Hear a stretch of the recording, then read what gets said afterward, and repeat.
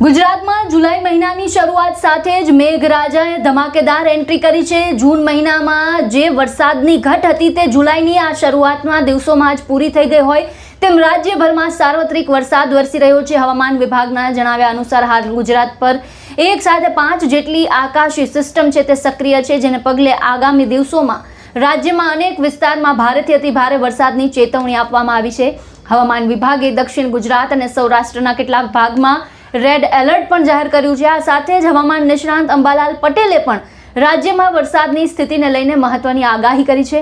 તેમના મતે ડાંગ અને વલસાડના વિસ્તારમાં નદીઓમાં નવા નીર આવવાના કારણે પૂર જેવી સ્થિતિ સર્જાઈ શકે છે। સૌરાષ્ટ્રના ભાવનગર અને સૌરાષ્ટ્રના વિવિધ ભાગમાં અતિ ભારે વરસાદની શક્યતા તેમણે વ્યક્ત કરી છે। શું આગાહી કરી છે અંબાલાલ પટેલે, સાંભળો।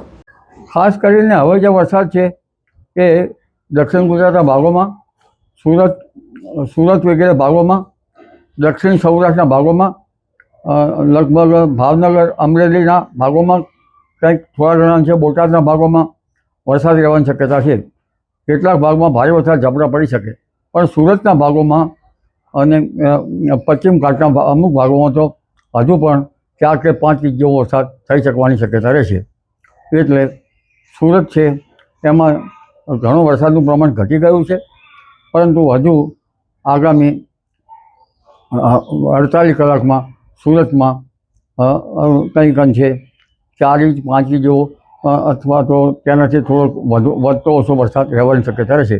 પણ ઉલ્લેખનીય છે કે પૂર્વીય ગુજરાતના ભાગોમાં કેટલા ભાગોમાં ભારે વરસાદ થવાની શક્યતા રહેશે, જેમાં લગભગ પૂર્વીય ગુજરાતના ભાગોમાં હમણાં વરસાદની સ્થિતિ અંગે જોઈએ તો વડોદરાના ભાગો, કેટલાક પંચમહાલના ભાગો, દાહોદના ભાગો અને છોટાઉદેપુરના ભાગોમાં હજુ વરસાદ થવાની શક્યતા રહેશે। કેટલાક ભાગમાં ભારે વરસાદ થવાની શક્યતા રહેશે।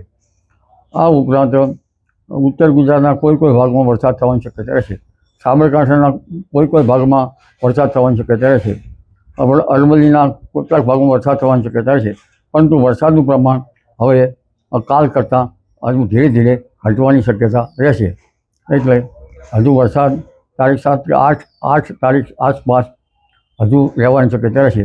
તારીખ 9, 10 અને 11માં લગભગ જે વરસાદનું પ્રમાણ ઘટી જતાં ઉઘાડ નીકળવાની શક્યતા રહેશે અને કેટલાક ભાગમાં વરાપ થવાની પણ ધીરે ધીરે શક્યતા રહેશે।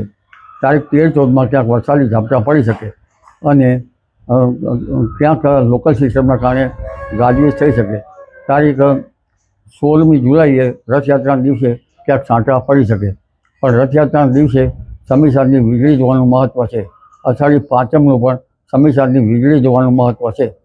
એટલે હવે આ માસમાં વરસાદ તો સારો થયો છે। તારીખ 13, 14 જુલાઈમાં બીજી એક સિસ્ટમ બંગાળ ઉપસાગરમાં બનશે, તેના કારણે 17 થી 20માં ગુજરાતના ભાગોમાં વરસાદ આવી શકે, પરંતુ ત્યાંની ગતિવિધિ લગભગ ઉત્તર ભારતના ભાગોમાં રહેવાની શક્યતા છે। હવે એક સિઝનલ ટ્રફ રાજસ્થાનથી લઈને બંગાળના સાગર સુધી લંબાશે, પણ એ સિઝનલ ટ્રફ હજુ રાજસ્થાનના ભાગોમાં સેચ્યુરેટેડ વરસાદ થાય તો પછી મોન્સૂન ટ્રફ કહી શકાય। એટલે આ સિઝનલ ટ્રફના કારણે કોઈ ગુજરાતના કોઈ ભાગમાં વરસાદ થવાની શક્યતા રહેશે, પરંતુ રાજસ્થાન અને દેશના ઉત્તરીય ભાગોમાં, ઉત્તરીય પૂર્વીય ભાગોમાં વરસાદ થવાની શક્યતા રહેશે। એટલે હવે ધીરે ધીરે વરસાદ જે છે ઉત્તર ભારત તરફ જતો જોવા મળશે અને વરસાદનો